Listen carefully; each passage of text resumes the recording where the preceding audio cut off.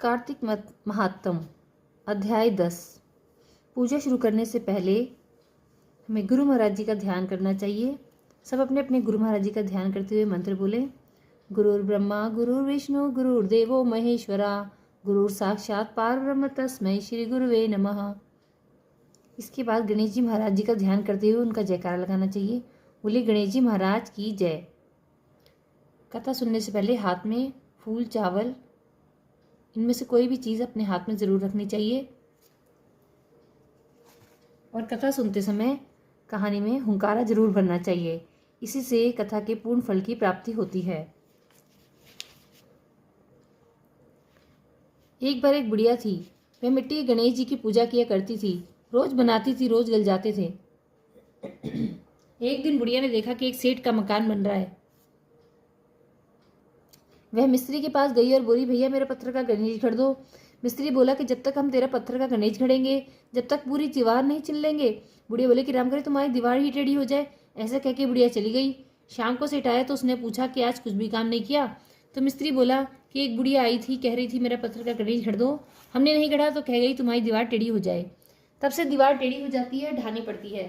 सेठ ने बुढ़िया को बुलवाया और कहा कि हम तुम्हारे सोने के गणेश जी गढ़वा देंगे, तुम हमारी दीवार सीधी करा दो। सेठ ने बुढ़िया को सोने के गणेश जी गढ़वा दिए। उसकी दीवार सीधी हो गई। जैसा सेठ के बेड़े काम सीधे करे ऐसे हम सबके करना। कहते सुनते हुंकारा भरने वालों के करना। बोलो गणेश जी महाराज की जय। कार्तिक महात्म 10वां अध्याय। इस प्रकार इंद्र और बृहस्पति भय से मुक्त होकर अपने लोकों को चले गए। भगवान शिव अंतर्ध्यान हो गए। नारद जी ने कहा कि वह अग्नि गंगा सागर के संगम पर जाकर गिरी। अग्नि वहां बालक का रूप बनाकर रोने लगी। उसके भयंकर रूप से रोने से पृथ्वी बार बार कांपने लगी। अग्नि ने अपने रोने के शब्द से सत्यलोक तक का भाग बहरा कर दिया। रोने का शब्द सुनकर ब्रह्मा जी बड़े विस्मित हुए और कहा यह क्या है, और गंगा सापर जा पहुंचे। समुद्र की गोद में उस बालक को देखकर ब्रह्मा जी ने कहा यह अद्भुत बालक कौन है। ब्रह्मा जी का यह कथन सुनकर समुद्र ने ब्रह्मा को आते देख हाथ जोड़ लिए। समुद्र ने ब्रह्मा जी को प्रणाम करके उस बालक को उनकी गोद में बैठा दिया और कहा, हे जगत गुरु, यह गंगा सागर के संगम में उत्पन्न हुआ है, कृपया इसके जात कर्म और संस्कार आदि कीजिए। समुद्र यह बात कह ही रहा था कि तभी समुद्र पुत्र उस बालक ने ब्रह्मा की दाढ़ी पकड़ी और उसे बार बार हिलाने लगा। दाढ़ी को हिलाने से ब्रह्मा के नेत्रों से अश्रु गिर पड़े। बड़ी कठिनाई से जब ब्रह्मा जी ने उस बालक से अपनी दाढ़ी को छुड़ाया तो वे समुद्र से बोले कि इसने तो हमारे नेत्रों से जल निकाल दिया है, इसलिए इसका नाम जलंधर रखा जाएगा। यह जलंधर नाम से प्रसिद्ध होगा।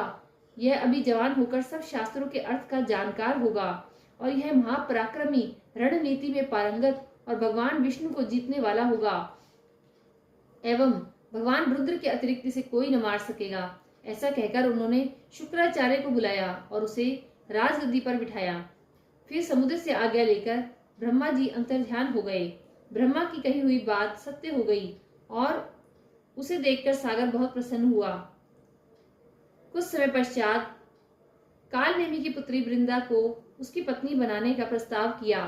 तत्पश्चात कालनेमी आदि राक्षसों ने प्रसन्न होकर उस पुत्री का दान उसके लिए किया। अत्यंत प्रेम करने वाली और वश में रहने वाली वृंदा को पत्नी रूप में प्राप्त कर जलंधर शुक्राचार्य की सहायता से पृथ्वी पर राज्य करने लगा। कार्तिक महात्म 10वां अध्याय संपूर्ण। बोलिए कार्तिक के ठाकुर की जय, तुलसी माता की जय। बृहस्पतिवार की कथा। दो भाई बहन थे। बहन बृहस्पतिवार के व्रत करती थी। बृहस्पति महाराज आते, 4 लड्डू चांदी का कटोरा देके चले जाते। लड्डू खा लेती, कटोरा कोठरी में धर देती। एक दिन भावज ने कोठरी खोल के देखी, जगमग हो रही है। उसने अपनी पड़ोसन से कही, मेरी ननद कहाँ से लाई, कोठरी जगमग हो रही है। बोली अपने आदमी से कहियो। आदमी तो नहीं सुने। बोली दाल का चमचा भात में और भात का चमचा दाल में दे दियो। दूसरे दिन दाल का चमचा भात में और भात का चमचा दाल में दे दिया। बोला पागल हो रही है। बोली पागल मैं न हो रही, थारी बहन हो रही है। पता नहीं कहाँ से लावे, कोठरी में कटोरों की जगमग हो रही है, इसे घर से निकाल दो। भाई बोला जीजी मामा के चले। वो जाने थी मामा के कैसे जावे हैं। बोली भाई केले का पेड़ हो, मंदिर हो, वहां उतार दियो। बोला अच्छा। जंगल में जाके देखे तो केले का पेड़ है, मंदिर है, वहां उतार दिया। बृहस्पतिवार का दिन था। केले की पूजा करी, कहानी कही। बृहस्पति महाराज आए, 4 लड्डू चांदी का कटोरा देके चले गए। वो पेड़ के पीछे से छिपकर देख रहा था। उसने पैर पकड़ लिए, बोले छोड़ पापी मेरे पैर, कुंवारी कन्या के कलंक लगावी है, ये तो सबके व्रत करता ही है, मैं ही तो देके जाऊं, इसकी विदा का भी फिक्र मत करना। बहन को लेके आ गया। भाभी दरवाजे पर खड़ी देख रही थी, बोली तो फिर ले आया। बोला मेरी बहन से कुछ मत कहना, मेरी बहन तो बृहस्पतिवार के व्रत करे है, वो ही देके जाते हैं। बोली देखूंगी इसके बृहस्पति महाराज। सारी नगरी में बुलाई, सब अपने अपने बच्चों को लेके आ जाना, मेरी ननद बृहस्पतिवार के व्रत रखती है, सबको 4-4 लड्डू और चांदी का कटोरा मिलेगा। अब वो एक टांग से खड़ी होकर बोली कि हे बृहस्पति महाराज, अब मेरी लाज राखियो। 3 बार कहा, बृहस्पति महाराज आए, सबको 4-4 लड्डू और चांदी का कटोरा देके चले गए। जैसे बृहस्पति महाराज ने उस लड़की की राज रखी, ऐसे सब किसी की रखी हो, कहते सुनते हुंकारा भरने वालों की रखी हो। बोलो बृहस्पति महाराज की जय।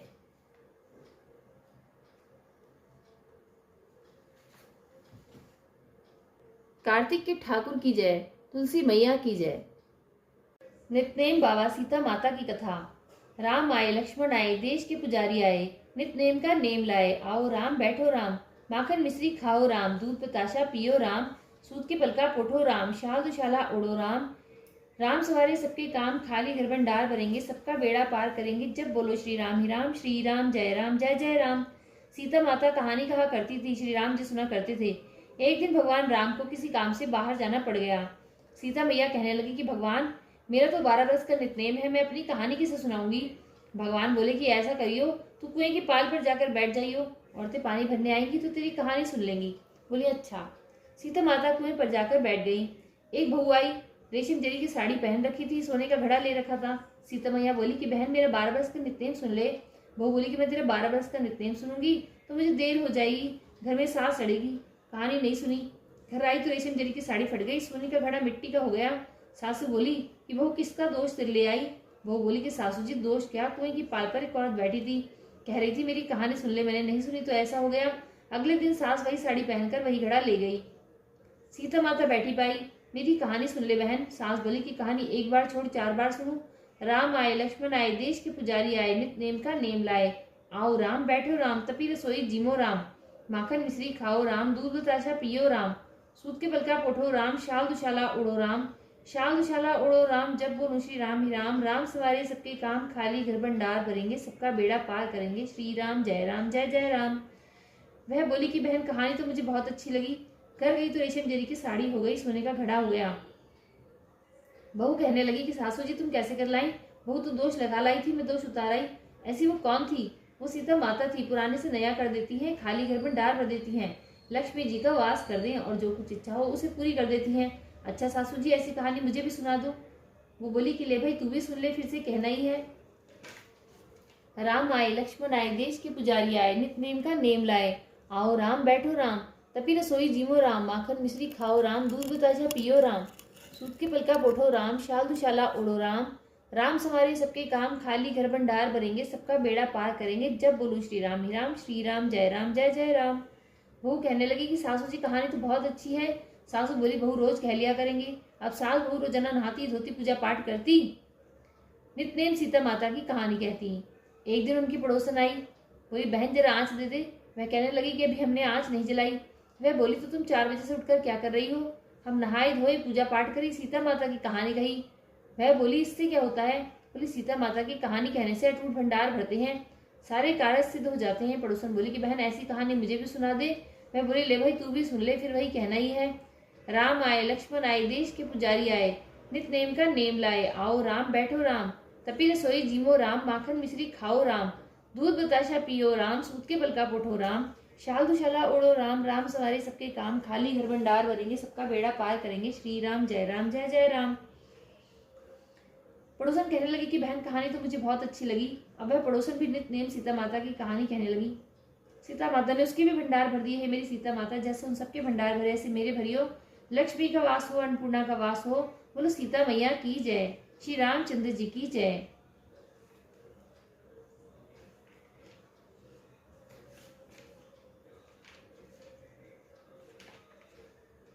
तुलसी जी की कथा। कार्तिक के महीने में सब कोई तुलसी माता को सींचने जाती। सब कोई तो सींच के आ जाती, पर एक बुढ़िया माई आती और रोजाना तुलसी माता से कहती ये तुलसा माता सबकी दाता, मैं बिरला सींचू तेरा, तू कर निस्तारा मेरा। तुलसा माता अडुआ दे लडुआ दे, पीताम्बर की धोती दे, मीठा मीठा गाज दे, बैकुंठ का वास दे, चटके की चाल दे, पटके की मौत दे, चंदन का काट दे, झालर की झिंकार दे, साईं का राज दे, दाल भात का जीवन दे, 11 का दिन दे, कृष्ण का कांधा दे। इतनी बात सुनते ही तुलसा माता सूखने लगी। भगवान ने पूछा कि तुम्हारे पास तो इतनी औरतें आती हैं, तुम्हें जिमावे गावे, तो भी तुम कैसे सूखने लगी? तुलसी माता ने कहा कि बुढ़िया माई आती है जो रोजाना इतनी बात कहकर जाती है, मैं और तो सब कुछ दे दूंगी, पर आप श्री कृष्ण जी का कांधा कहाँ से दूंगी? थोड़े दिन बाद बुढ़िया माई मर गई। सब कोई उसको उठाने लगे, पर वह इतनी भारी हो गई कि किसी से उठे ही नहीं। सब कोई कहने लगे कि ना जाने ये इतनी भारी कैसे हो गई, यह तो नित्य पूजा पाठ किया करती थी। भगवान बूढ़े ब्राह्मण का रूप धारण करके आए। सबसे पूछने लगे कि इतनी भीड़ क्यों हो रही है? सब बोले कि बुढ़िया मर गई है, पापनी थी, इसलिए किसी से नहीं उठती। तब भगवान बोले कि इसके कान में मुझे एक बात कहने दो तो ये उठ जाएगी। सबने कहा कि तू भी मन की निकाल ले। भगवान ने जाकर कहा, बुढ़िया माई तू बिरला सींचे मेरा, मैं करूं निस्तारा तेरा। बुढ़िया माई अडुआ ले गडुआ ले, पीताम्बर की धोती ले, मीठा मीठा घास ले, वैकुंठ का वास ले, चटके की चाल ले, पटके की मौत ले, चंदन का काट ले, झालर की झिंकार ले, साईं का राज ले, दाल भात का जीवन ले, 11 का दिन ले, कृष्ण का कांधा ले। इतनी बात सुनते ही बुढ़िया माई हल्की हो गई। भगवान कंधे पर ले गए, उसकी मुक्ति हो गई। हे मेरी तुलसी मैया, जैसे उसकी मुक्ति करी ऐसे हमारी करियो, जैसे उसको कांधा दिया ऐसे हमें भी दियो। बोलो तुलसी मैया की जय, कार्तिक के ठाकुर की जय। पथवारी की कथा। एक बुढ़िया थी, उसने अपनी बहू से कहा कि तू दूध दही बेच के आ। वह बेचने में गई तो रास्ते में औरतें पीपल पथवारी सींच रही थी। उनको सींचता देखकर बहू ने पूछा कि तुम यह क्या कर रही हो? औरतें बोली कि हम पीपल पथवारी सींच रही हैं, इससे अन्न और धन होता है, 12 वर्ष का बिछड़ा हुआ पति मिल जाता है। बहू बोली, ऐसी बात है तो तुम पानी से सींचती हो तो मैं दूध से सींचूंगी। गुजरी बहू रोजाना दूध दही बेचने नहीं जाती, वह रोजाना दूध तो पीपल में और दही पथवारी में सींच देती। सास दूध दही का दाम मांगती तो कह देती महीना पूरा हो जाने पर दूंगी। कार्तिक का महीना पूरा हो गया। पूनों के दिन बहू पीपल पथवारी के पास जाकर बैठ गई। पथवारी ने पूछा कि तुम मेरे पास क्यों बैठ गई? बहू बोली कि सास दूध दही का दाम मांगेगी। पीपल पथवारी बोली कि मेरे पास क्या दाम रखा है, ये भरा टीडा पानपुतरा है, इसको ले जा। बहू ने वही ले जाकर कोठरी में रख दिया और डर के मारे कपड़ा ओढ़कर सो गई। सासू बोली कि बहू पैसे ला। बहू बोली कि कोठरी में रखा है। सासू बोली कि सासू ने कोठरी खोल के देखी तो हीरा मोती जगमगा रहे हैं। सासू बोली, बहू इतना धन कहाँ से लाई? बहू आकर देखिए तो सच्ची में ही धन भरा हुआ है। बहू ने सास को सारी बात बता दी। सास ने कहा कि अब की कार्तिक मैं भी पथवारी सींचूंगी। कार्तिक आया, सास दूध दही तो बेच आती, हांडी धोकर पीपल पथवारी में चढ़ा देती। आकर बहू से कहती, तू मेरे से दाम मांग। मैं कहती कि सासू जी, कोई बहू भी दाम मांगती है? पर सासू कहती कि तू मांग। बहू बोली कि सासू जी पैसे लाओ। मैं पीपल पथवारी के पास जाकर बैठ गई। पीपल पथवारी ने सास को पान पतुरा भरा डींडा दे दिया। उसने ले जाकर कोठरी में रख दिया और बहू उसने कहा कि खोल कर देखियो। बहू ने खोल कर देखा तो उसमें कीड़े मकोड़े बिलबिला आ रहे हैं। बहू ने कहा कि सासू जी यह क्या? सास ने आकर देखा तो बोलने लगी कि पीपल पथवारी तो बड़ी दोगली पटपीटन है, इसको तो धन दिया, मुझको कीड़ा मकोड़ा दिया। तब सब कोई बोलने लगे कि बहू तो सख्ती भूखी सींचे थी, तुम धन की भूखी। ये पथवारी माता, जैसे बहू को दिया ऐसा सब किसी को दियो, जैसा सास को दिया ऐसा किसी को न दियो। बोलो पथवारी मैया की जय, कार्तिक के ठाकुर की जय, तुलसी माता की जय। गंगा जमुना की कथा। एक गंगा थी, एक यमुना थी। दोनों बहनें एक साहूकार के खेत में से जा रही थी। यमुना ने 12 दाने जौ के खेत में से तोड़ लिए। गंगा बोली कि बहन, ये तो चोरी हो गई, तुझे तो पाप लग गया। जमुना बोली कि अब यह कैसे उतरेगा? गंगा बोली कि 12 बरस साहूकार के यहाँ नौकरी करने से उतरेगा। जमुना साहूकार के यहाँ गई और बोली कि मुझे नौकर रख लो, 4 काम छोड़कर तुम्हारे सारे काम कर दूंगी। एक तो झूठे बर्तन नहीं धोऊं, झाड़ू नहीं लगाऊं, सेज नहीं बिछाऊं, दिया नहीं चासूं। साहूकार ने उसे नौकर रख लिया। 12 बरस बाद जब कुंभ का मेला आया तो साहूकार साहूकारनी मेले में जाने लगे तो यमुना ने उन्हें एक सोने का टका दिया और बोली कि वहां मेरी बहन गंगा है, यह टका उसे दे देना और कह देना कि बहन जमुना ने भेजा है। तब वह हाथ पसारकर गोरी गोरी बइयों में हरी हरी चूड़ियां पहनकर ले लेगी। वे लोग वहां जाकर सोने का टका देने लगे तो गंगा मैया में से 2 हाथ निकले, हरी हरी चूड़ियां पहनकर गोरी गोरी मैयों में उन्होंने हाथ पसारकर सोने का टका ले लिया और बोली कि मेरी बहन यमुना से कह देना कि अब तेरे 12 बरस पूरे हो गए हैं, अब आ जाएगी। साहूकार साहूकारनी घर आए। यमुना से बोले कि तेरी बहन बोली कि तेरे 12 बरस पूरे हो गए हैं, अब घर आ जा। साहूकार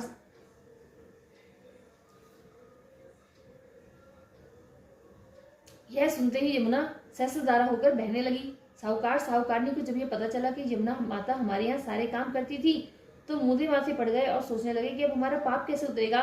उधर यमुना गंगा के पास गई तो गंगा जी ने पूछा कि तू साहूकारनी को धीरज बंधाकर आई है कि नहीं। यमुना बोली कि मैंने तो कुछ नहीं कहा। गंगा बोली कि जा उनको धीरज बंधा कर आ, नहीं तो उन्हें संतोष कैसे होगा। यमुना दोनों के सपने में आई, बोली कि तुम उदास क्यों बैठे हो। वे बोले कि हमने तुम्हारे से ऊंचा नीचा सब काम कराया, अब हमारा पाप कैसे उतरेगा। यमुना बोली कि तुम्हारे कोई पाप नहीं लगा, मैं तो अपना पाप उतारने आई थी। तुम्हारे खेत में से 12 दाने गेहूं के तोड़ लिए थे, इसलिए मुझे दोष लग गया था। तुम्हारे 12 साल काम करने से उतरा है तो मोटा तुम्हारे कोई दोष नहीं लगा। तुम्हारे खूब धन लक्ष्मी हो जाएगी, तुम्हारी मुक्ति हो जाएगी। हे यमुना माता, जैसे मुक्ति साहूकारनी को दी वैसे हमें भी देना, हमारे परिवार को देना। बोलो गंगा मैया की जय, यमुना माता की जय। लपसी तपसी की कथा। एक लपसी था, एक तपसी था। तपसी तो भगवान की तपस्या करता, लपसी रोजाना सवा सिर का हलवा बनाकर भगवान को भोग लगाकर टाली हिलाकर जीव लेता। एक दिन दोनों में झगड़ा हो गया। लपसी बोला मैं बड़ा, तपसी बोला मैं बड़ा, क्योंकि मैं भगवान की तपस्या करता हूँ। नारद जी बोले कि तुम्हारा फैसला मैं करूंगा। दूसरे दिन तपसी नहाकर आने लगा तो नारद जी ने 1.25 करोड़ की मुद्रा तपसी के आगे गिरा दिया। उसने आंख खोल के देखा तो मुद्रा पड़ा है। उसने उठाकर पैर के नीचे दबा लिया और तपस्या करने लगा। उधर लपसी ने सवा सिर का हलवा बनाकर भगवान को भोग लगाकर टाली हिलाकर जीव लिया। इतने में नारद जी आए और दोनों को अपने पास बिठाया। दोनों पूछने लगे कि कौन बड़ा है। नारद जी ने तपसी से कहा कि अपना पाँव हटा। पाँव हटाते ही मुद्रा निकला। तब नारद जी बोले कि मुद्रा चुराने से तेरी तपस्या भंग हो गई, इसलिए लपसी बड़ा है। तपसी कहने लगा कि मुझे मेरी तपस्या का फल कैसे मिलेगा। नारद जी बोले कि तेरी तपस्या का फल कार्तिक नहाने वाली देंगी। सब कहानी कहकर तेरी कहानी नहीं कहेंगी तो कार्तिक का फल तुझे हो जाएगा। धोती देकर अंगोछा नहीं देवे, सीधा देकर दक्षिणा नहीं देवे, ब्राह्मण जिमाकर दक्षिणा नहीं देवे, दीवा चास के हाथ न जोड़े तो तेरा पुण्य, कपड़ा दे के बटन न लगाए, दाहिने हाथ का नाड़ा बांधे तो सबका फल तुम्हें हो जाएगा। इतना कह के नारद जी चले गए। बोले कार्तिक के ठाकुर की जय, तुलसी माता की जय। यदि आपको कहानी अच्छी लगे तो कमेंट में राधे राधे जरूर लिखें। कार्तिक के महीने में राधे राधे बोलने का सहस्र गुना होकर फल मिलता है। जय जय श्री राधे।